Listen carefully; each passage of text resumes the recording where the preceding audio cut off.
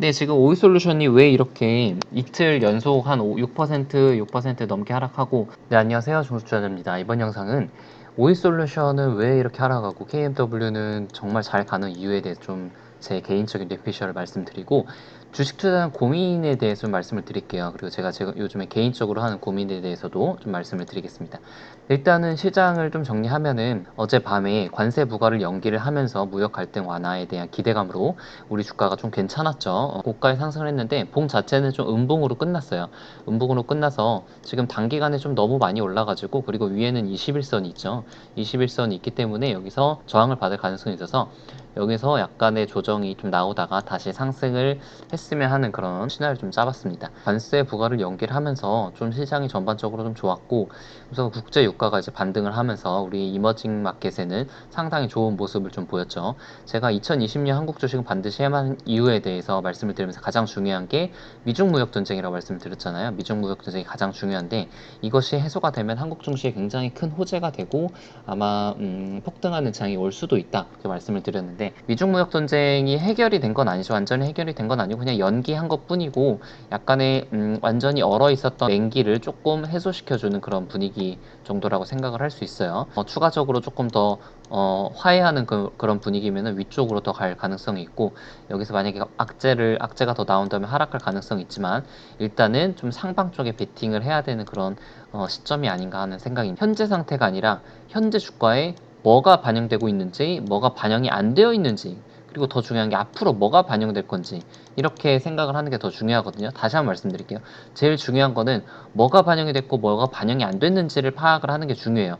그래서 제가 계속 말씀드린 것처럼 국가에는 미중 무역 전쟁이 다 반영이 돼 있단 말이에요. 다 반영이 되어 있기 때문에 이게 약간 조금이라도 완화하는 그런 제스처를 보내게 되면 이게 오늘처럼 크게 상승할 수 있는, 높아지게 됩니다. 미중 무역 전쟁이 해소가 되면은 이제 급등할 가능성이 있다. 하지만 좀 더 지켜봐야 된다. 그러니까 시장 정리를 좀 마쳤고요. 주식 투자자는 정말 고민이 많아요. 하루에도 수없이 많은 고민을 하는데, 어제 굉장히 고민이 많은 하루였어요. 이 종목을 팔지 말지, 반도체 소재를 살지, OLED 살지, OE솔루션 팔지 말지, KMW 살지, 수없이 많은 선택지 가운데 결국 매수랑 매도를 버티는 것은 저의 손가락이에요. 그 손가락 하나를 움직이기 위해서 굉장히 수없이 많은 고민을 하는데, 어제 굉장히 고민을 많이 했어요. 결론적으로 저는 OE솔루션을 좀 매도를 했는데, 그 이유에 대해서는 그 뒷부분에 조금 더 자세히 말씀을 드릴게요. 일단 차트만 좀 보게 되면은 KMW 같은 경우는 대량 거래를 동반하면서 좋은 모습을 보였죠. 계속 상승을 하는 그런 모습인데, OE솔루션은 좀 반대의 모습이죠. 지금 21선을 깨고 아래로 내려와 있는 상태고, 여기서 이제 제가 말씀드린 것처럼 지금 샛별형 캔들을 보이고 있잖아요. 샛별형 캔들이 보이고 매도세가 어느 정도 조금 진정이 됐기 때문에 여기서는 이제 앞으로 오를 가능성이 저는 좀 높다고 봐요. 55대 45 정도로 좀, 제가 굳이 판 이유는 오이솔루션이 앞으로 몇 퍼센트 더 상승을 할 것인지에 대해서 생각을 해봤는데, 다른 종목들보다는 조금 메리트가 떨어진다는 그런 개인적인 판단 때문에 매도를 했습니다. 그래서 제가 7월 15일 날 KMW와 오일솔루션 종목 비교 영상을 찍었고, 그 기준으로 봤을 때 7월 15일 기준으로는 두 종목 모두 다 상승을 했어요. 이 구간에서 사서 저는 오늘 다 매도를 했기 때문에 많은 수익은 아니지만 약수익이어서 조금 아쉽긴 하지만, 당시 이제 초점을 두고 말씀을 드렸던 게 매출 제품과 매출 처를 비교를 중심적으로 했거든요. 오일솔루션 다 아시다시피 이제 트랜시버를 주로 생산을 하고 25기가 BPS 쪽이 이제 메인입니다. 그리고 KMW는 필터와 시스템, 솔루션까지 해서 다양한 5G 품목들이 있다고 그때 말씀을 드렸고, 매출처는 이제 오이솔루션이 삼성전자가 메인이고, 그 다음 노키아, KMW는 노키아, 삼성전자, ZTE 쪽이 이제 주요한 매출처로 자리 잡고 있습니다. 근데 지금 오이솔루션이 왜 이렇게 이틀 연속 한 6% 넘게 하락하고 반전형 캔들을 좀 보이면서 지금 추세를 반전할 그런 가능성을 좀 높여주긴 했지만, 이렇게 하락을 한 이유가, 일단은 첫 번째 이유가 약간 불확실성에 좀 노출이 된 것 같아요. 무슨 말이냐 하면은, 첫 번째가 단가 인하. 지금 제품이 트랜시버가 굉장히 비싸게 팔리고 있는데 25기가 BPS가, 근데 이게 단가 인하에 대한 그런 불확실성이 좀 있는 것 같습니다. 확정된 건 아닌데 이게 하락될 가능성이 있으니까, 우리 주식시장은 불확실성을 굉장히 싫어하잖아요. 해외 수출이 지금 580억, 3분기가 580억인데 여기서 만약에 4분기가 막 550억으로 나오게 된다면은 주가는 여기서 약간 단기 조정을 좀 거칠 가능성이 높은데, 600억 이상 나오게 되면은 당연히 상승을 하겠죠.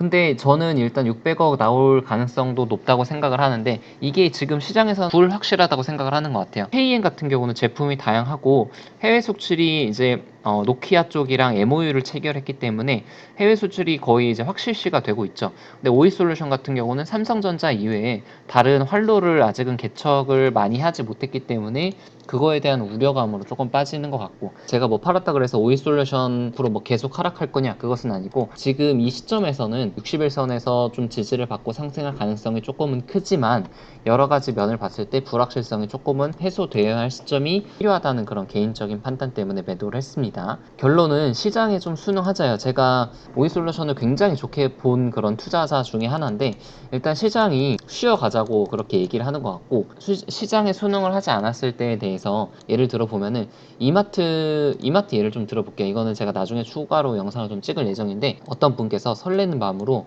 이마트를 매수를 했어요. 담배 한 갑을 산다고 하더라도 이마트 24를 이용을 한다고 하고, 떨어졌을 때거든요. 17만원에서 15만원으로 좀 떨어졌을 때여서 가격 메리트가 있다고 생각을 하셨나봐요. 17만원에서 결국 10만원까지 갔죠. 이분이 아마 15만원대에 사셨으면은 거의 한 50% 가까운 그런 손실을 봤을 거예요. 시장이 이제 하락 신호를 보내거나 어떤 불확실성에 대한 신호가 보냈을 때는 약간의 리스크 관리를 조금 해야 된다, 그런 생각을 좀 하고 있거든요. 약간 시장에서 좀 불확실성에 대한 사인을 보냈다고 저는 생각을 했기 때문에 좀 리스크 관리를 했고, 그거에 대해서는 나중에 이제 결과가 좀 말해줄 거라고 생각합니다. 저도 이게 앞으로 오를지 떨어질지는 저도 몰라요. 그냥 저의 개인적인 판단 때문에 매도를 했기 때문에.